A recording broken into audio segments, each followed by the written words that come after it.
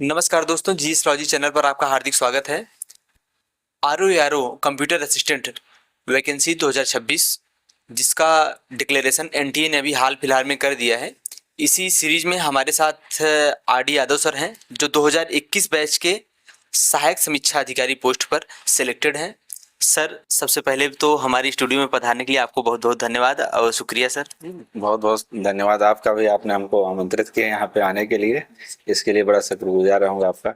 और बड़ा अच्छा लगा यहाँ पे आकर के, गांव में पूरा बढ़िया माहौल है। सर, जैसा कि अवेटेड था आरओ 2026 की जो वैकेंसी थी, बहुत दिन से इंतजार था लोगों को। हम लोग इसके पहले वीडियो भी एक बनाए थे। जी। तो उसी सीरीज में सर, जैसा कि आपने कहा था वो सत्य होते हुए हाँ। और वैकेंसी का डिक्लेरेशन एनटीए ने कर दिया है। तो हम लोग सिलसिलेवार तरीके से प्रीलिम्स, उसके बाद मेंस, उसके बाद टाइपिंग टेस्ट जो होता है, सभी मुद्दों पर हम लोग सर चर्चा करेंगे। तो अगेन सर, सबसे पहले आपको आपका बहुत बहुत धन्यवाद सर। ठीक है, वेलकम, मोस्ट वेलकम। सर, जब आप नोटिफिकेशन देखें या जब आपके सामने वो पीडीएफ खुला एनटीए का, जब उसने जारी किया था अपनी वैकेंसी को, हाँ। तो आपको कैसे फीलिंग थी आपकी सर? फीलिंग यही था, उसमें बदलाव देखने को मिला।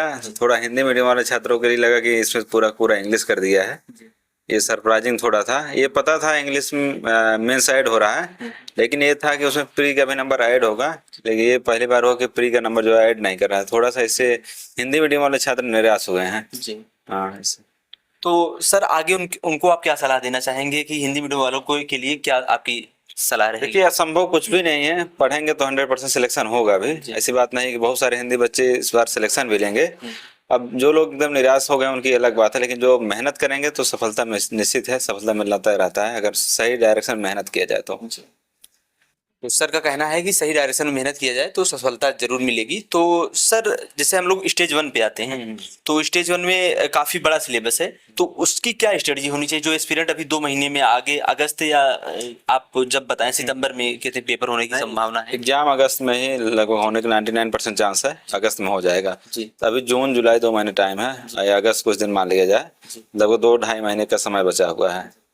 उसके लिए 200 क्वेश्चन आएगा, 200 नंबर का है, नेगेटिव मार्किंग नहीं है और क्वालिफाइंग नेचर का है। लगभग 7 गुना बच्चे बुलाए जाएंगे मेंस के लिए। तो इसके लिए स्ट्रेटजी ये होना चाहिए, पहले पीवाईक्यू पूरा कंप्लीट हो जाना चाहिए। जितने इलाहाबाद हाई कोर्ट के पीवाईक्यू हैं, आरओ कंप्यूटर असिस्टेंट एपीएस, जितने भी पीवाईक्यू हैं, सारे पीवाईक्यू कंप्लीट हो जाएंगे तो उससे एक आइडिया लग जाएगा क्वेश्चन का लेवल कैसा। और अच्छे खासे पीवाईक्यू हैं, लगभग 5-7 हजार क्वेश्चन हो जाएंगे, तो उसे एक ओवर भी मिल जाएगा। पूरा सब्जेक्ट का प्रिपरेशन भी उसी से हो जाएगा। साथ में कुछ वन लाइनर नोट्स टाइप पढ़ लेंगे, या किसी के पास बुक वगैरह हो। बहुत डिटेल बुक पढ़ने की जरूरत नहीं है कि लक्ष्मीकांत स्पेक्ट्रम पढ़ने लगे हैं। नॉर्मल कोई सी बुक पढ़ सकते हैं, क्विक रिवीजन टाइप का। दृष्टि क्या हो गया, परीक्षावाड़ी क्या हो गया, किरण का हो गया, या जो हमारे यहाँ से जुड़े हैं ऑनलाइन नोट्स वगैरह पढ़ लेंगे तो उतने से काम 100% हो जाएगा। कोई बहुत टफ काम नहीं है इसमें। रीजनिंग का है तो प्रैक्टिस थोड़ा बहुत कर लें, कंप्यूटर कुछ पढ़ लें, हिस्ट्री पढ़ लें, ये सब 3-4 सब्जेक्ट मेन है। बाकी थोड़ा थोड़ा पढ़ लें तो हो जाएगा आराम से। तो सर, टोटल 200 क्वेश्चंस रहने वाले हैं, तो आपको क्या उम्मीद लगती है कि कितने कितने क्वेश्चन का रेशियो हो सकता है? कितना क्वेश्चन मिनिमम एक सब्जेक्ट से आएगा ही? जैसे रीजनिंग का है तो रीजनिंग और मैथ मिलाकर लगभग 25 क्वेश्चन आते हैं। कंप्यूटर 25 क्वेश्चन आते हैं। हिस्ट्री लगभग 30 क्वेश्चन के आसपास आता है। मतलब 3 सब्जेक्ट मिलाकर के आपको 75 नंबर के हो गए। और बाकी सब सेक्शन लगभग 12-15 नंबर का, जैसे यूपी जीके हो गया, ज्योग्राफी हो गया, पॉलिटी हो गया, साइंस हो गया, करंट हो गया, सब लगभग 12 से 15 नंबर के आते हैं। तो यही सब वेटेज रहता है। टोटल 200 क्वेश्चन का वेटेज रहता है। 10 क्वेश्चन हिंदी का रहता है, 10-12 क्वेश्चन इंग्लिश का रहता है, और बाकी सब 12 से 15 के रेशियो में रहते हैं, 18 के रेशियो में। तो सर, इसमें आपके द्वारा कोई बैच चलाया जा रहा है जो आरओ को टारगेट करके चलाया जा रहा हो, तो उसको बता दीजिए, ताकि स्टेज 1 ही बहुत बड़ा हर्डल है कि स्टेज 1 पार करेंगे तभी क्वालिफाई करें। स्टेज 1 के लिए चैंपियन बैच हमारे यहाँ चल रहा है, जॉब मंत्रा चैनल में रहा है। तो वहाँ क्रैश कोर्स टाइप का कराया जाए, रिवीजन मेनली है। वो खुद भी कर सकते हैं, बैच से जुड़ कर सकते हैं, कोई बहुत टफ टास्क नहीं है। खुद भी करना चाहें तो कर सकते हैं। अदरवाइज बैच में इस टाइम 6-7 सब्जेक्ट चल रहे हैं, लगभग 45 से 50 दिन टारगेट है, पूरा कर दिया जाएगा उसको। यही है। तो सर का पूरा टारगेट है कि, और सर की पूरी टीम का 45 से 50 दिन में पूरा टारगेट है कि पूरा बैच को कंप्लीट किया जाए, सभी सब्जेक्ट्स को ना सर? तो सर हम लोग मेंस पे आते हैं। जी जी। जब स्टेज 1 कोई बच्चा क्वालिफाई करेगा, एस्पिरेंट क्वालिफाई करेगा, तो उसके बाद स्टेज 2 में जाएगा। तो उसमें जैसा कि आपने देखा होगा सिलेबस की, उसमें एसे राइटिंग है, प्रेसी राइटिंग है, 30 नंबर का ये है, इंग्लिश से हिंदी ट्रांसलेशन, हाँ। हिंदी से इंग्लिश ट्रांसलेशन 25%, comprehension है। कॉम्प्रिहेंशन 40 मार्क्स का। जी सर। तो सर आपको क्या लगता है हिंदी मीडियम वालों बच्चों के लिए आप उनको क्या सलाह देना चाहेंगे, कौन सी स्ट्रेटजी होनी चाहिए ताकि वो जो इंग्लिश का जो हर्डल है वो पार कर सकें एक प्रकार से? हिंदी मीडियम से मैं भी हूँ, लेकिन इतना डर नहीं होना चाहिए। बहुत सारे बच्चे एकदम से डर के कह रहे हैं फार्म में नहीं डालेंगे, इतना नहीं घबराना चाहिए। थोड़ा सा लड़ना चाहिए, मेहनत करनी चाहिए, बिल्कुल घबराना नहीं यहाँ जगह मेरा होगा ही नहीं। जैसे कॉम्प्रिहेंशन की बात करें, कॉम्प्रिहेंशन पैसे जाएगा, साथ में क्वेश्चन रहेगा। पैसे से क्वेश्चन करना आसान होता है, बहुत टफ टास्क नहीं है। जनरली क्लास 10th वगैरह में क्वेश्चन आते हैं, इंटर में आते हैं, जो पढ़े होंगे यूपी बोर्ड से। तो कॉम्प्रिहेंशन से पैसे से क्वेश्चन किया जा सकता है और पूरा 100% स्कोर किया जा सकता है। ट्रांसलेशन है, अगर 10th अच्छे से पढ़ लें तो ट्रांसलेशन भी किया जा सकता है, उसमें भी दिक्कत नहीं। प्रेसिज राइटिंग है, प्रेसिज राइटिंग में भी आपका बड़ा पैसेज रहेगा, लगभग 500 वर्ड का, तो उससे कम करना होता है, 200 वर्ड बुलाना है। तो काफी चीजें छोड़ करके कुछ सेंटेंस छोड़ दिया जाए, कुछ ऐड कर दिया जाए, तो मिला करके लगभग 150 बन जाएगा, भी टफ नहीं है। एस्से की बात है, लगभग 20-25 एस्से अगर एक माइंड मैप बना के तैयार कर लें, रख लें उसको, तो काम बन सकता है। कोई बहुत टफ चीज नहीं है हिंदी मीडियम वालों के लिए। लेकिन है कि मन में थोड़ा संकल्प होना चाहिए, आत्मविश्वास होना चाहिए। देखना बहुत सारे बच्चे डर गए, हमारे साथ बहुत जुड़े हुए थे, वो कह रहे हैं सर अब फार्म में नहीं भरेंगे। थोड़ा सा मेहनत करेंगे तो सफलता मिल सकती है। कोई ऐसा नहीं है कि सिर्फ इंग्लिश मीडियम वाले सक्सेस ले जाएंगे, हिंदी मीडियम वाले भी सफल हो सकते हैं। सर आप इलाहाबाद हाईकोर्ट में वर्क भी कर रहे हैं, तो आपको क्या लगता है कि एनटीए का इसके पीछे छिपा हुआ इंटेंशन क्या हो सकता है, या फिर इलाहाबाद हाईकोर्ट में इंग्लिश की इतनी क्या आवश्यकता है जो इसको ऐड किया गया? नहीं, high court supreme court total काम इंग्लिश में ही होता है, हिंदी में नहीं होता। एक भी कुछ काम हिंदी में नहीं होता, सारे काम इंग्लिश में ही होते हैं। कोर्ट ऐसे जनरली दिल्ली हाई कोर्ट में हो गया या हरियाणा हाई कोर्ट, हर जगह जो है पैटर्न यही है कि स्टेज 1 होगा, क्वालिफाइंग होगा, स्टेज 2 आपका डिस्क्रिप्टिव होगा, उसके बाद टाइपिंग होता है। हर जगह हर कोर्ट का यही पैटर्न है, तो हाई कोर्ट ने भी यही पैटर्न इस बार फॉलो किया है। इंग्लिश ज्यादा जरूरत है हाई कोर्ट में, इसीलिए किया गया है। दोनों की भाषा high court supreme court English का ही है। तो जनरली सुप्रीम कोर्ट में पेपर होता है तो ऐसे ही होता है, दिल्ली हाई कोर्ट पेपर होता है ऐसे ही पेपर होता है जैसे इस बार हो रहा है। कोई नया चीज नहीं है कोर्ट के लिए कि इस बार नया हो रहा है, पहले से।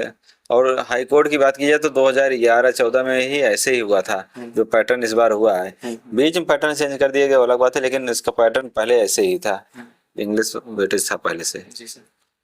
सर स्टेज 1 में जो हिंदी और इंग्लिश का जो दिया गया है उसमें लिखा है कि हमने सिलेबस पढ़ा था भी था, एक्सपीरियंस को बताया भी था कि उसमें लिखा है कि हिंदी और इंग्लिश जो है ग्रेजुएशन लेवल का रहेगा। तो उसकी प्रिपरेशन की क्या स्ट्रेटजी होनी चाहिए? ग्रेजुएशन लेवल लिखते हैं, लेकिन वैसा कुछ आता नहीं है। हिंदी जो है कोई पब्लिकेशन आदित्य पब्लिकेशन ले लें, राजपाल सिंह के ले लें या लोशन के ले लें, नॉर्मल हिंदी आता है। पर्यायवाची आ जाएगा, विलोम आ जाएगा, संधि समास, वर्णमाला, मुहावरा, बस।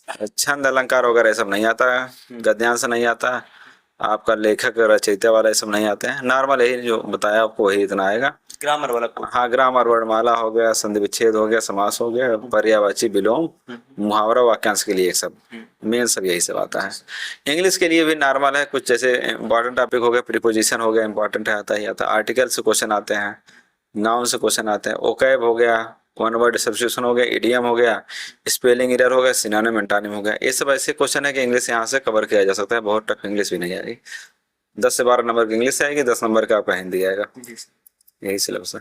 सर जो कंप्यूटर है, कंप्यूटर वाला पोर्शन आप बता रहे हैं 25 का 25 क्वेश्चन वेटेज है, उसके लिए कम से कम 2 बुक पढ़ें। एक तो लूसेंट कर लें, या परीक्षा मंथन कर लें, या घटना चक्री बुक आई है, या यूथ या घटना चक्री क्वेश्चन बैंक आता है, जिसमें कंप्यूटर के अब तक जितने क्वेश्चन आए हुए हैं वो दिया गया, उसको ही कर लें, तभी काम बन सकता है, उससे कम हो जाए। आपके द्वारा कोई कंप्यूटर का कोई कोर्स है सर, या फिर कुछ आया जा रहा है तो वहां से पढ़ सकते हैं, अदरवाइज बुक बता दिए, बुक से भी कर सकते हैं। घटना चक्र यूथ की एक क्वेश्चन बैंक आती है, लगभग 5-6 हजार क्वेश्चन दिया गया है, वहां से कर सकते हैं। अगर वहां नहीं समझ में आता है तो 199 का course computer special high court के लिए ही है, वो यूपी तो एससी के लिए नहीं, सिर्फ और सिर्फ हाई कोर्ट के लिए है। लिमिटेड चीजें पढ़ाएगी, जितना हाई कोर्ट के काम का है वहां से कवर कर सकते हैं।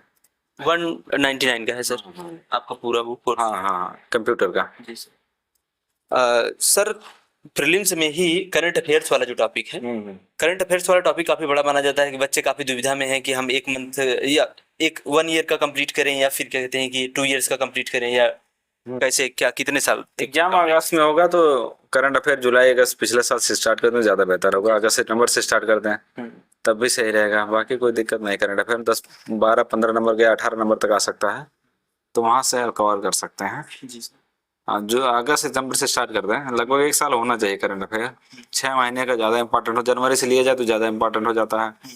अक्टूबर नवंबर दिसंबर जनवरी ऐसे ही यूट्यूब वगैरह से कहीं वीडियो देख लें मंथली वाला, तब भी काम चल जाएगा। लेकिन जनवरी से थोड़ा अच्छे से पढ़ना पड़ेगा। सर जो इसमें सवाल रहते हैं प्रीलिम्स में, वो फैक्चुअल ज्यादा रहते हैं या फिर कॉन्सेप्चुअल रहते हैं? फैक्चुअल ज़्यादा रहते हैं। Factual one day exam type रहता है, 1 लाइनर क्वेश्चन रहते हैं। फैक्ट ज़्यादा आते हैं। कॉन्सेप्चुअल नहीं नहीं, तो नहीं, 1 लाइनर रटिए, सबको फैक्ट रट ले तो उसमें काम बन जाता है। हाँ तो सर जब हम टाइपिंग टेस्ट पे आते हैं, हाँ तो स्टेज थर्ड में उसमें टाइपिंग टेस्ट दिया है कि 25 वर्ड पर मिनट। तो जो एस्पिरेंट्स अभी शुरू से अभी शुरू कर रहे हैं कि अभी हाई कोर्ट की वैकेंसी आई, हमने देखा, उसके बाद फिर हमने अप्लाई कर दिया, तो अब 25 वर्ड पर मिनट मांग रहा है, तो उनकी क्या स्ट्रेटजी होनी चाहिए सर? जिसकी स्पीड 30 से कम है वो अभी से टाइपिंग करना स्टार्ट कर दें।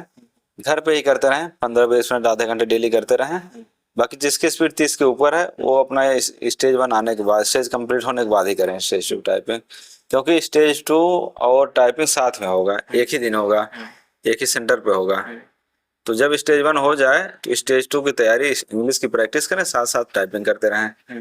लेकिन जिनकी स्पीड बहुत कम है, अभी सीखे ही नहीं, नए नए आ गए हैं, तो उनके लिए अभी से है स्टेज 1 करते रहें, साथ साथ में आप आधे घंटे टाइपिंग करते रहें, उतने से उनका कवर एग्जाम तक बढ़िया टाइपिंग हो जाएगी। यही तो सर प्रीलिम्स के बाद आपको क्या लग रहा है कि प्रीलिम्स के बाद कितना समय दिया जाएगा ताकि आप मेंस के लिए या स्टेज 2 स्टेज थर्ड के लिए कहते हैं कि आप प्रिपेयर हो सकें? कितना समय दिया जाएगा? 2-2.5 महीने समय मिलेगा। अब स्टेज 1 होगा, रिजल्ट आएगा, अब स्टेज 1 होगा, आंसर की आएगा, ऑब्जेक्शन लगेगा, फिर रिजल्ट आएगा, फिर सेकंड का एडमिट कार्ड आएगा, तमाम सारी चीजें हो जाती हैं। तो लगभग 2-2.5 महीने समय मिल जाएगा, उतने में आराम से इंग्लिश कवर किया जा सकता है।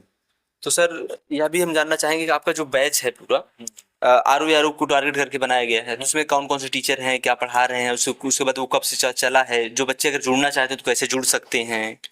बैच अभी स्टार्ट हुआ है, 3-4 जून से स्टार्ट हुआ है, बहुत ज़्यादा टाइम नहीं हुआ है। सारे एक्सपर्ट टीचर हैं, वो पहले भी कंप्लीट बैच हम लोग कर चुके हैं, दोबारा फिर से क्रैश कोर्स टाइप स्टार्ट किए हैं। उसमें डिटेल नोट्स 1-2 रहे हैं, नोट से पढ़ाया जा रहा है, साथ साथ ऑनलाइन नोट्स देने रिवीजन के लिए, साथ में क्वेश्चन का प्रैक्टिस भी कराया जाएगा। तो इसके लिए जब आप मंत्रा एप्लीकेशन डाउनलोड करेंगे, वहाँ पे चैंपियन बैच मिल जाएगा, तो वहाँ से पढ़ सकते हैं। हाँ सर जो पीवाईक्यू के लिए कोई बुक हो आपकी नज़र में जो बेस्ट हो कि हाँ ये बेस्ट बुक है, तो उसको अगर डिस्कस करना चाहें आप? पीवाईक्यू के लिए यूथ पब्लिकेशन की बुक आई है, जिसमें हाई कोर्ट अब तक जितने एग्जाम हुए हैं सारा कवर करके दे दिया है, यानी डिस्ट्रिक्ट कोर्ट का भी जितना एग्जाम होगा वो भी उसमें डाल दिया गया है।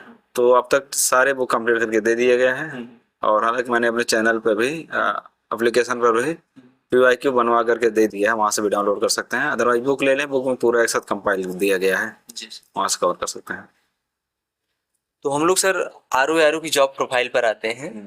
आप इलाहाबाद हाई कोर्ट में आप वर्क कर रहे हैं। जी सर। तो सर हाई कोर्ट अपना बहुत प्रतिष्ठित है, जाना माना हाई कोर्ट है, बहुत पुराना हाई कोर्ट भी है। तो आप इस इतने सालों से वर्क कर रहे हैं सर, तो उसमें ये किस प्रकार की जॉब प्रोफाइल होती है सर? कब कैसे छुट्टियां होती हैं, या फिर क्या कहते हैं कि इस जॉब में क्या ऐसी विशेषता है जो एस्पिरेंट्स को इसको चुनना चाहिए? जी हाँ, में तो समर वेकेशन मिल जाता है, यहाँ पे विंटर वेकेशन मिल जाता है, छुट्टी मिल जाती है अच्छी खासी। दिवाली में 10 दिन छुट्टी, दशहरा में 10 दिन छुट्टी मिल जाती, होली में लगभग 8-9, मतलब छुट्टियाँ यहाँ बहुत ज़्यादा हैं। प्लस परमानेंट जॉब एक ही जगह है, इलाहाबाद या लखनऊ, 2 जगह पोस्टिंग होगी। पहले पोस्टिंग इलाहाबाद ही मिलती है, तो पूरा लाइफ टाइम एक ही जगह निकाल सकते हैं। इलाहाबाद जैसी सिटी में बढ़िया है, कोई दिक्कत नहीं रहता है। वर्क नेचर 10 से 5 की नौकरी है, कोई बाहर प्रेशर नहीं, कोई पॉलिटिकल प्रेशर नहीं, कोई और प्रेशर नहीं होता है। अपना गए बढ़िया से दिन भर काम किए, फिर शाम को चले आए, कोई प्रेशर कोई दबाव वाली नौकरी नहीं है, आराम से सुकून से नौकरी करने लायक है, बढ़िया है। गर्ल्स के लिए ज़्यादा बेनिफिट ये है, तो और बढ़िया आराम रहता है। यहाँ इतनी छुट्टी वगैरह कहीं नहीं मिलती हैं। छुट्टियाँ हर जगह सैंक्शन है, लेकिन मिल नहीं पाती, यहाँ छुट्टी आराम से मिल जाती हैं। फील्ड जॉब वगैरह में छुट्टी नहीं मिल पाती इतनी जल्दी, यहाँ पे छुट्टी आराम से मिल जाती हैं। बढ़िया है, पावर है। एक उत्तर प्रदेश से एक सर्वोच्च संस्था में आप काम कर रहे हैं, हाई कोर्ट हो गया, सचिवालय हो गया, सब सर्वोच्च संस्थाएं हैं उत्तर प्रदेश। तो वहाँ काम करना अलग एक बड़ा इंस्टीट्यूशन है हाई कोर्ट, तो अलग बात होती है। हाई कोर्ट नौकरी करने का जलवा भौकाल अलग होता है। आप देख ही रहे होंगे इलाहाबाद वकीलों का भौकाल है, तो अधिकारी भौकाल तो रहेगा ही। तो यही सब। तो सर ग्रेड पे के बारे में थोड़ा बता दीजिए, ग्रेड पे क्या है, इनिशियल पे कितना बनता है, उसके बाद फिर क्या पूरा सैलरी स्ट्रक्चर क्या होता है? ग्रेड पे ARO ज्वाइन करेंगे तो 4600 है, RO ज्वाइन करेंगे 4800 है, कंप्यूटर असिस्टेंट 2800 है। सैलरी ठीक ठाक मिल जाती है, सैलरी में कमी नहीं रहता, 70-80 हज़ार सैलरी मिल जाती है, बढ़िया नौकरी है। इलाहाबाद जैसे शहर में इतना सैलरी पाना बढ़िया है, कोई दिक्कत वाली बात नहीं है, और सुकून की नौकरी है, कोई टफ नेचर नहीं है। तो जो तैयारी कर रहे हैं बेहतरीन तरीके से तैयारी कर लें। अगर इलाहाबाद के हैं उनके लिए तो बहुत शानदार हो गया है, घर इलाहाबाद में, घर इलाहाबाद में नौकरी, इससे बढ़िया और क्या हो सकता है। जी सर। ये सब चीज़ें होती हैं और बहुत बढ़िया है, तैयारी बेहतरीन तरीके से करें। और सिलेक्शन इस बार सीट भी अच्छी खासी आई है, 543 सीट है, बम्पर सीट है, और अच्छे से नौकरी करें और सिलेक्शन ले लें। यही सब। इसके पहले सर जब हुई थी तो 2021 में हुई थी, तो उतनी समय कितनी टोटल वैकेंसीज कितनी थी सर? उस टाइम 350-400 के आसपास था। आरओ कहीं ज्यादा थी या एआरओ की? ARO की ज़्यादा वैकेंसी आती है, RO कम ही आता है। हाँ सर, थोड़ा प्रमोशन स्केल के बारे में बताइए कि आप कंप्यूटर असिस्टेंट मान लीजिए कोई ज्वाइन करते हैं या फिर एआरओ ज्वाइन करते हैं तो आरओ कितने साल में बन जाएगा? असिस्टेंट ज्वाइन करेंगे तो ARO बन जाते हैं 2-2.5 साल में, फिर ARO से RO बनने में 3 साल समय, लेकिन 2 साल में बन जाते हैं, 1.5 साल 2 साल में। RO बन गए, RO से फिर सेक्शन ऑफिसर बनते हैं, उसमें टाइम लग जाता है, 6-7 साल समय लग जाता है। सेक्शन ऑफिसर बनेंगे असिस्टेंट रजिस्ट्रार, असिस्टेंट रजिस्ट्रार बनेंगे डिप्टी रजिस्ट्रार, डिप्टी रजिस्ट्रार बनेंगे ज्वाइंट रजिस्ट्रार। ये प्रमोशन कोई रजिस्ट्रार तक बन सकता है, प्रमोशन ज्वाइंट रजिस्ट्रार तक हो सकता है। ज्वाइंट रजिस्ट्रार अगर कोई 30 साल के जो ज्वाइन करता है तो तब वहाँ हाँ ज्वाइंट रजिस्ट्रार तक पहुँचे, ज्वाइंट रजिस्ट्रार बड़ी बात हो जाती है। हाँ इसलिए। तो सर फाइनली जो बच्चे, जो एस्पिरेंट्स आपको देख रहे हैं, उनको आप क्या सलाह देना चाहेंगे कि जो अपने माता पिता के सपनों को पूरा करना चाहते हैं या फिर कहते हैं कि अपने ड्रीम जॉब को पाना चाहते हैं, आपकी तरफ से सर क्या सलाह रहेगी? सलाह यही रहेगी, अगर आप बेहतरीन तरीके से नौकरी इलाहाबाद में करना चाहते हैं तो तैयारी एकदम शानदार तरीके से करना होगा, क्योंकि अब समय बहुत कम बचा है, 2 महीने समय बचा है, जून जुलाई और कुछ टाइम अगस्त मिल जाएगा। अब मौका जो है गंवाना नहीं चाहिए, ऐसा मौका बार बार आएगा नहीं। अभी से लग जाए, सारा सोशल मीडिया से दूरी बना लें, दोस्ती यारी थोड़ा दूरी बना करके सिर्फ और सिर्फ पढ़ाई फोकस करें, क्योंकि आपके माता पिता ने इतना बलिदान दे करके आपको यहाँ भेजा, मान लीजिए बाहर रह तैयारी कर रहे हैं, वो भी आपसे ज़्यादा संघर्ष वो कर रहे हैं, तो उनके सपनों को पूरा करना ज़्यादा ज़रूरी होता है, क्योंकि आप ही के नौकरी के इंतजार में है। अगर नौकरी लगते हैं उनकी एज जो है बढ़ जाती है, खुशी बढ़ जाती है, सारे दुख दर्द उनके दूर हो जाते हैं। तो उनको याद करते हुए बढ़िया तरीके से तैयारी करें और एक अधिकारी बने, और एक अच्छी संस्था में अधिकारी बनेंगे, हाई कोर्ट में अधिकारी बनेंगे, 10 लोग आपके माता पिता से पूछते रहेंगे क्या हाल चाल है, हमारा केस है वहाँ पे, ऐसा है वैसा है। अब हर घर के केस है, जानते हैं हाई कोर्ट वगैरह में, नए भी केस तभी लिंक बनाना चाहेंगे, मान ली भविष्य में कुछ हो न जाए। तो ये सब चीज़ें होती हैं, तो खूब मन लगा पढ़ाई करें और सिलेक्शन में। Thank you very much sir, आप हमारे साथ हमारे स्टूडियो में पधारे, उसके लिए बहुत बहुत धन्यवाद सर। बहुत बहुत धन्यवाद आपका भी, बहुत बहुत धन्यवाद। बच्चे पढ़ाई करें, फिर हम लोग मुलाकात करें, रिजल्ट आने के बाद फिर मिला जाएगा। जी sir, thank you very much sir, thank you.